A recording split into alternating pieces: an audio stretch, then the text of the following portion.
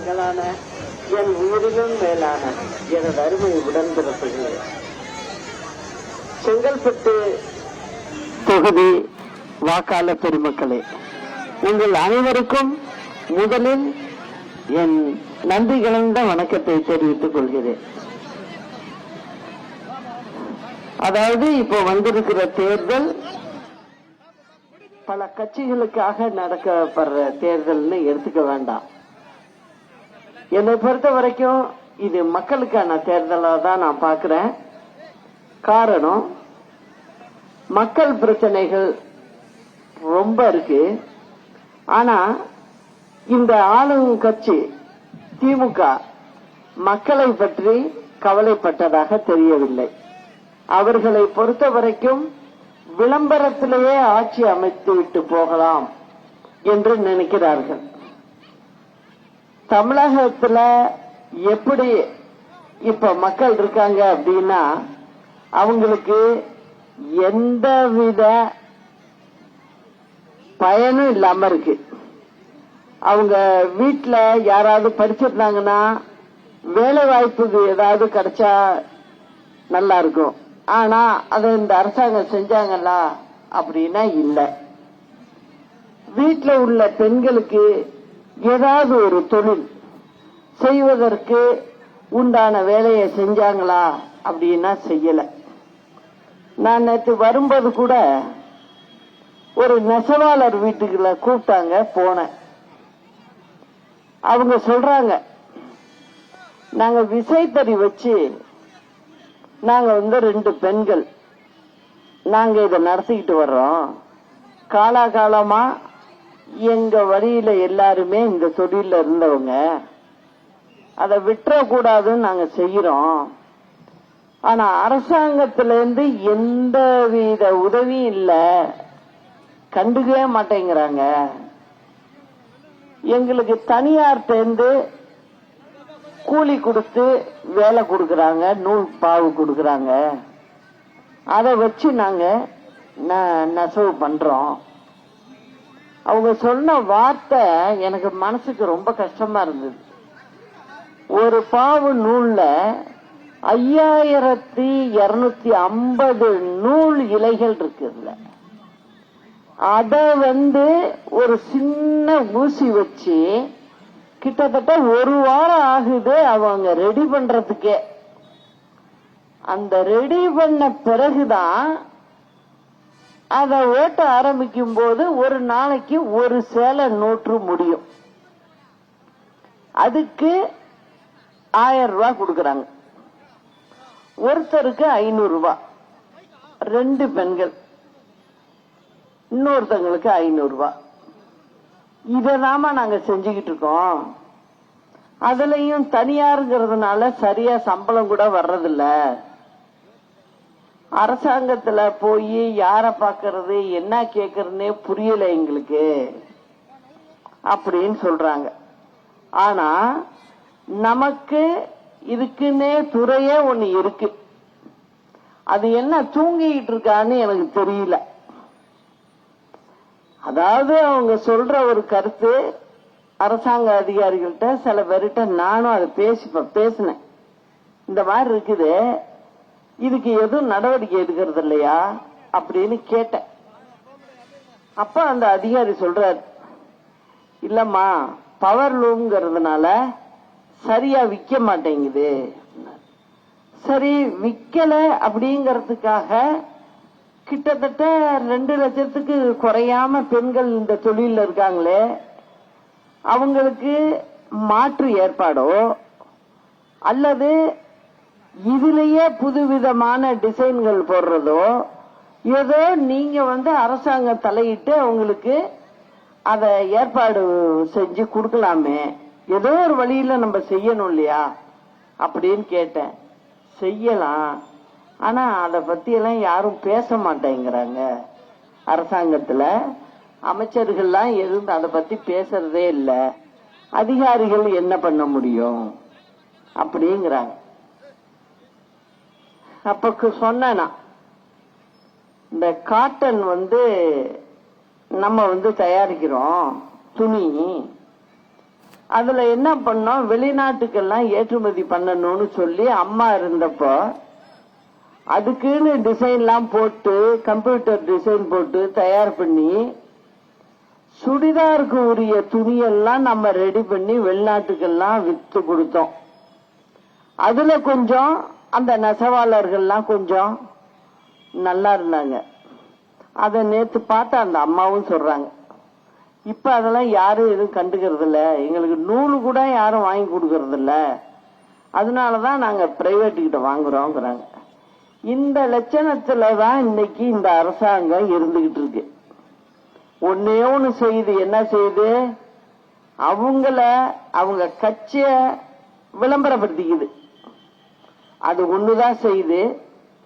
தேர்தல் வந்துட்டா தேர்தலுக்கு தேர்தல் ஏதோ ஒரு அறிவிப்பை சொல்லிடுறாங்க, மக்களை திசை திருப்ப.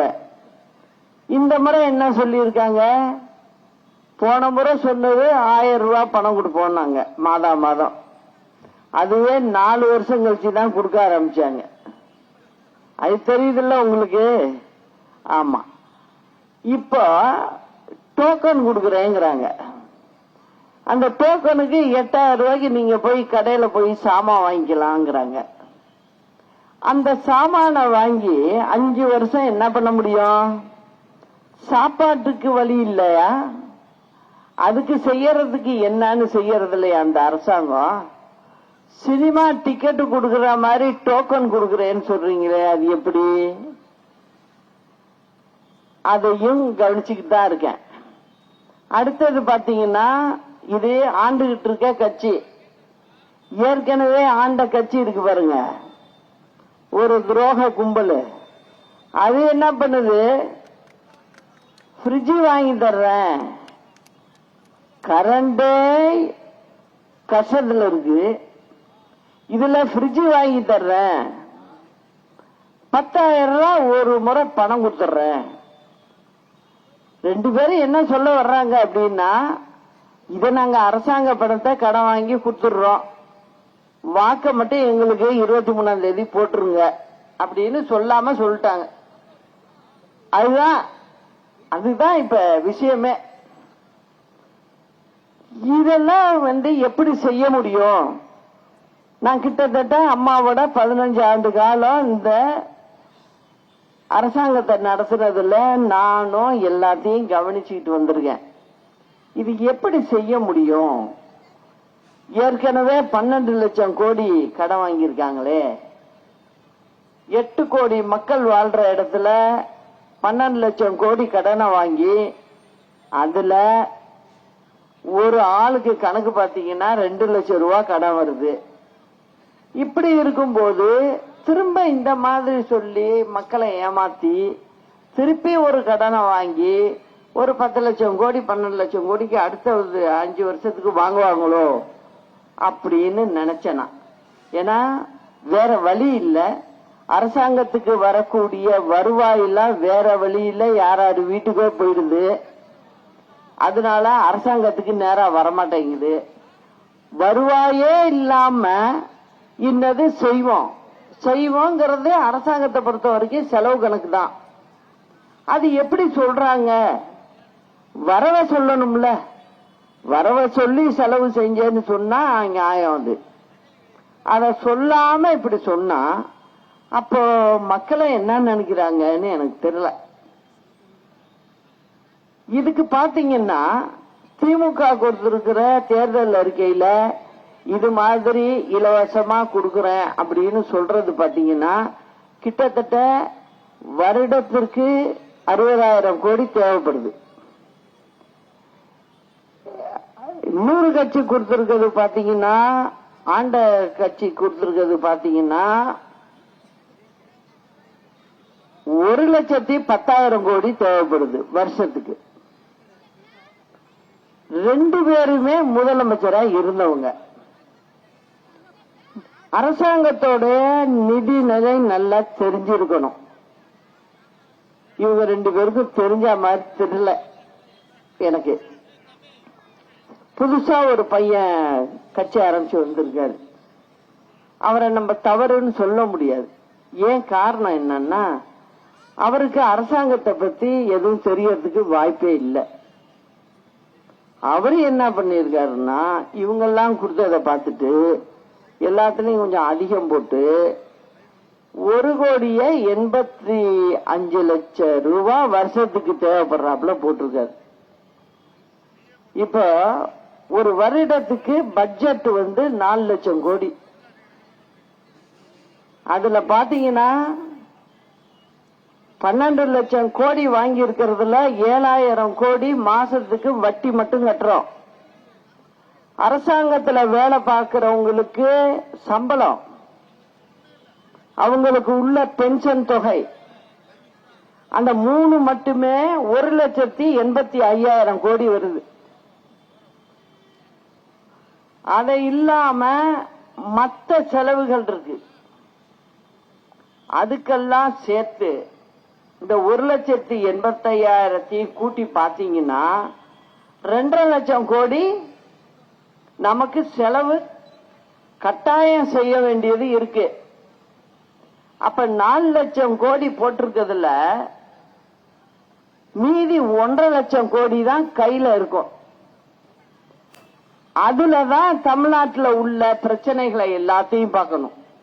ரோடு போடுறத பார்க்கணும், லைட்டு போடுறத பார்க்கணும், பள்ளி கட்டிடங்கள் கட்டுறத பார்க்கணும், போக்குவரத்துக்கு பஸ் வாங்கறத பார்க்கணும், எல்லாத்தையும் பார்க்கணும். எப்படி இந்த அளவுக்கு செய்ய முடியும் அப்படிங்கறதையும் பார்க்கணும். இது எப்படி பண்ணாலும் செய்ய முடியாதுங்கிறது தான் என்னோட கருத்து. நான் எப்போதும் உண்மையை சொல்லிவிடுவேன். இந்த மாதிரி ஊரை ஏமாத்திக்கிட்டு, சும்மா ஜனங்களை ஏமாத்திக்கிட்டு ஒரு நாளைக்கு வாக்க வாங்கிட்டு ஓடிடுறீங்க. திருப்பி 5 ஆண்டு காலத்துக்கு அப்புறம் திருப்பி போய் ஓட்டு கேட்கறீங்க. எங்களுக்கு போட்டுருங்க, நாளான்னைக்கும் பாருங்க இன்னும் கதைய. வீடு வீடுக்கு இதை தர்றோம் அதை தர்றோம், பார்த்து கரெக்டா உங்க வீட்டுல 4 பேரா இதை தந்துடுறோம், கரெக்டா ஓட்ட போட்டுருங்கம்பாங்க. நான் என்ன சொல்றேன் மக்களுக்கு, அது அவங்க வீட்டு பணம் கிடையாது, அரசாங்க பணம், நீங்க கொடுத்த வரி பணம் எல்லாமே இருக்கு. அதுல ஏதோ அவங்க கையால கொண்டாந்து கொடுக்கறதுனால அவங்க பணம் இல்ல. அது அதை முதல்ல புரிஞ்சுக்கணும். என்ன கொடுத்தாலும் வாங்கிக்கிங்க, ஓட்டை மட்டும் போட்டக்கூடாது. ஏன்னா தமிழ்நாட்டு ஜனங்களை ரோட்ல கொண்டாந்து நிறுத்திட்டு போயிடுவாங்க. அவங்க ஏற்கனவே கடன் வாங்குறதெல்லாம் வாங்கியாச்சு, இனிமே யாரும் கடன் கொடுப்பாங்களா அப்படிங்கறது ஒரு சந்தேகம்தான். இப்பவே ஒவ்வொருத்தருக்கும் 2 லட்சம் கடன், அப்படிதான் கணக்கு எடுக்கணும். கடன் கொடுக்கறவங்களும் மக்கள் தொகையை வச்சுதான் கடன் கொடுப்பாங்க, சும்மாலாம் எடுத்து கொடுத்துட மாட்டாங்க அரசாங்கம் கேக்குதுன்னு. இதுதான் உண்மை நிலைமை. அம்மா இருந்தப்போ கடனை கட்டுக்குள்ள வச்சு 1,80,000 கோடி கடன்ல வச்சுக்கிட்டு அத மேல விடல நாங்க. ஆனா நிறைய திட்டங்களை செஞ்சிருக்கோம், நிறைய மக்களுக்கு உதவிகளை எல்லாம் செஞ்சிருக்கோம். ஆனா இங்க கடன் மட்டும் வாங்கிட்டு போறாங்க, அது மக்களுக்கும் போய் சேர மாட்டேங்குது. அம்மா இருந்தப்ப கரண்ட் பில்லு பாத்தீங்கன்னா இப்ப நீங்க கட்டுறதை விட 800 ரூபாய் குறைச்ச அம்மா இருந்தப்ப. இப்ப 500 யூனிட் தயார் பண்ற ஒவ்வொரு வீட்லயும் கணக்கு பாத்தீங்கன்னா கிட்டத்தட்ட 2 கோடி வீடு இந்த 500 யூனிட் உபயோகப்படுத்துறவங்க இருக்காங்க. அவங்க கிட்ட மாசத்துக்கு 800 ரூபாய் வாங்குறாங்க அதிகப்படியா. சரி, ஏன் 800 ரூபாய் வாங்குறாங்க அப்படின்னு பார்த்தா நிர்வாகங்கிறது எப்படின்னே தெரியல அவங்களுக்கு. நம்ம அம்மா இருந்த போது நம்மளுக்கு கரண்ட் போக இந்த அளவுக்கு 800 ரூபாய்லாம் ஏத்தாம மக்கள் தலையில வைக்காம நம்ம மீறி இருக்கிற கரண்ட அண்டை மாநிலமான கர்நாடகாவுக்கு தினமும் 90 கோடியிலிருந்து 100 கோடி ரூபாய்க்கு நம்ம அதிகப்படியா உள்ளதை விற்போம். ஏன்னா கரண்ட சேமிச்சு வச்சுக்க முடியாது. நம்ம தேவை போக மீதிய வெளில கொடுத்துதான் ஆகணும். அன்னைக்கு அதை செஞ்சோம். நம்ம வெளியில வித்து பணத்தை மின்சாரத்துறைக்கு கொண்டு வந்தோம். இப்ப என்ன நடக்குது? எல்லா இடத்துலயும் தயார் பண்ற இடத்தை எல்லாத்தையும் போட்டி போட்டு வச்சிருக்காங்க. அவங்க எல்லாமே ரிப்பேர்ல இருக்குன்னா அந்த ரிப்பேர் இருக்கிறத உடனே பார்க்கணும், பார்க்கறது இல்ல.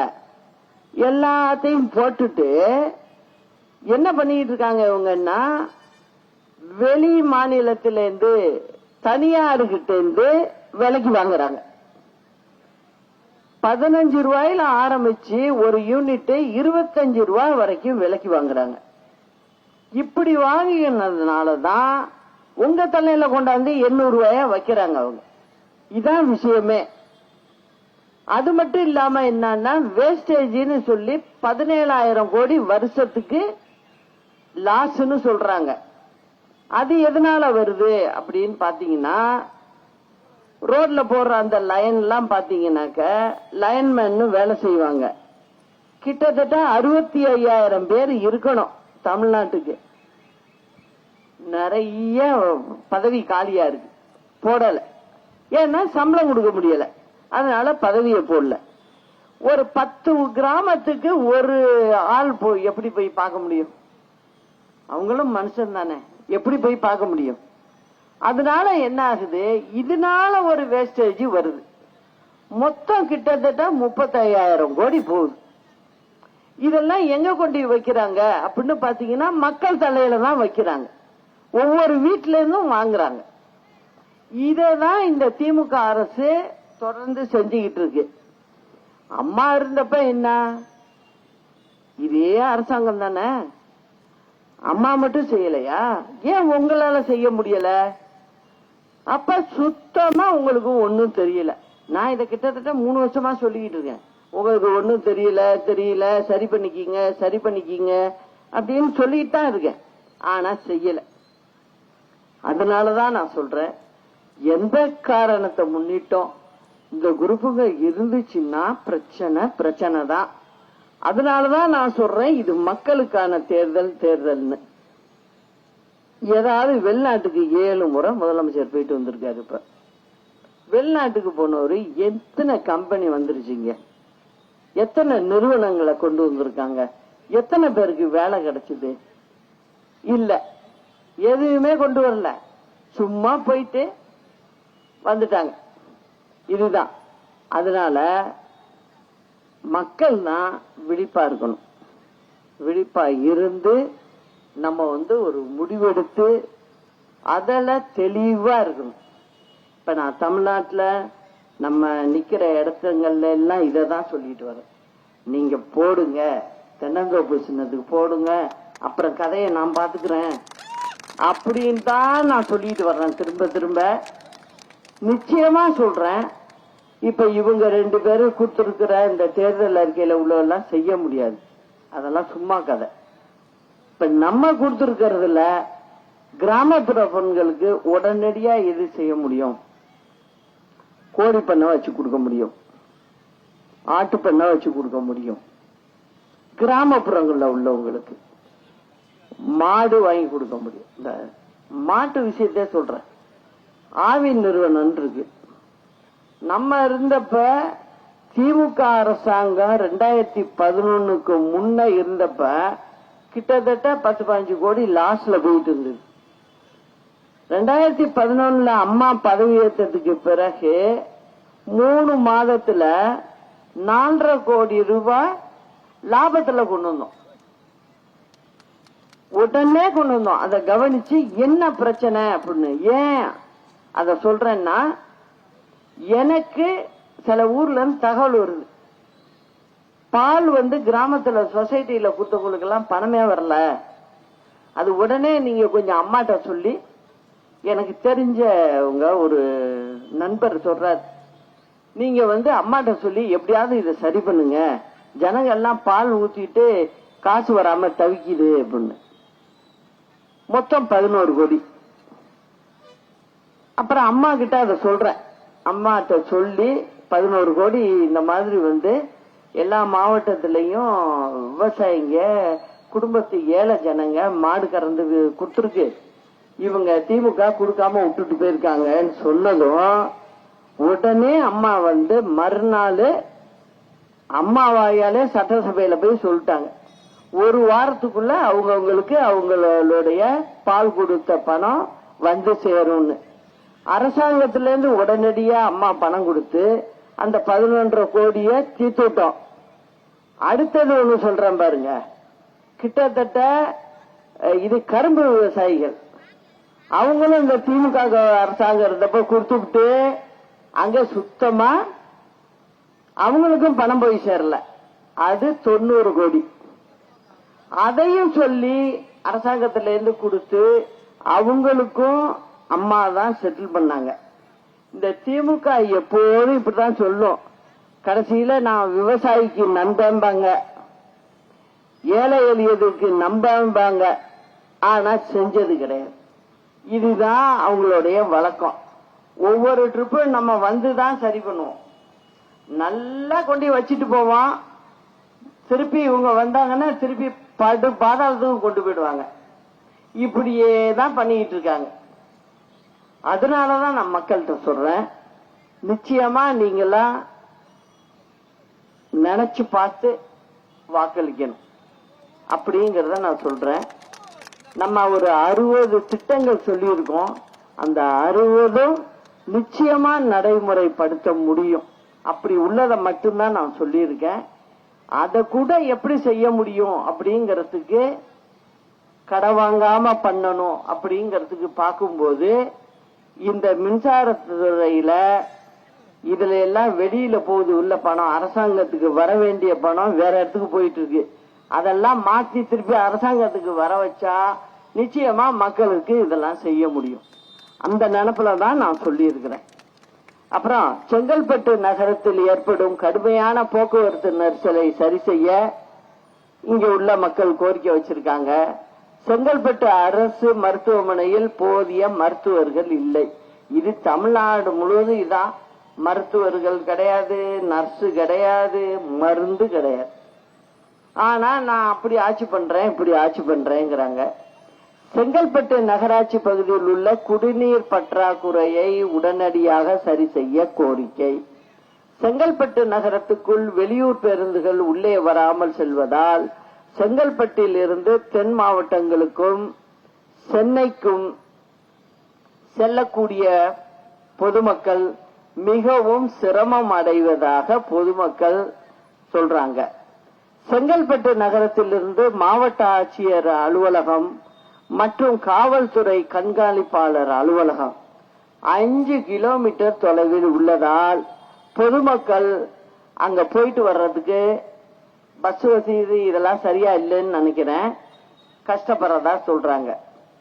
30 ஆண்டுகளாக பரனூர் சுங்கச்சாவடி செயல்பட்டு வரும் நிலையில் இதை உடனடியாக அகற்ற வேண்டும் என கோரிக்கை. சுங்கச்சாவடிகளுக்கு ஒரு குறிப்பிட்ட வருஷம் கொடுப்பாங்க பொதுவா. அந்த வருஷம் முடிஞ்சிருச்சுன்னா அதுக்கப்புறம் பணம் கட்ட வேண்டிய டோல் வசூல் பண்ண முடியாது. அதுக்கு நடவடிக்கை அரசாங்கம் தான் எடுக்கணும் அப்படிங்கறதையும் சொல்லிக்கிறேன்.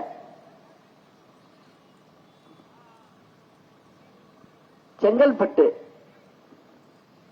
தொகுதி நம்மளுடைய ஆதரவு பெற்ற வேட்பாளர் திரு ராமகிருஷ்ணன் அவர்களுக்கு தென்னந்தோப்பு சின்னத்தில் வாக்களித்து அவரை பெருவாரியான வாக்குகள் வித்தியாசத்தில் வெற்றி பெற வைக்கணும்னு சொல்லிக்கிறேன். ஐயா ராமதாஸ் ஐயாவும் நம்மளோட கூட்டணியில் இருக்கிறவங்க, அவங்களுடைய கட்சியை சேர்ந்தவர்களும் நமக்கு நல்லபடியா அவருக்கு உதவி செஞ்சு வெற்றி பெற வைக்கணும்னு அன்போட கேட்டுக்கிறேன். வெற்றி நமதே, நாளை நமதே. அண்ணா நாமம் வாழ்க, புரட்சி தலைவர் நாமம் வாழ்க, புரட்சி தலைவி அம்மா நாமம் வாழ்க. நன்றி, வணக்கம்.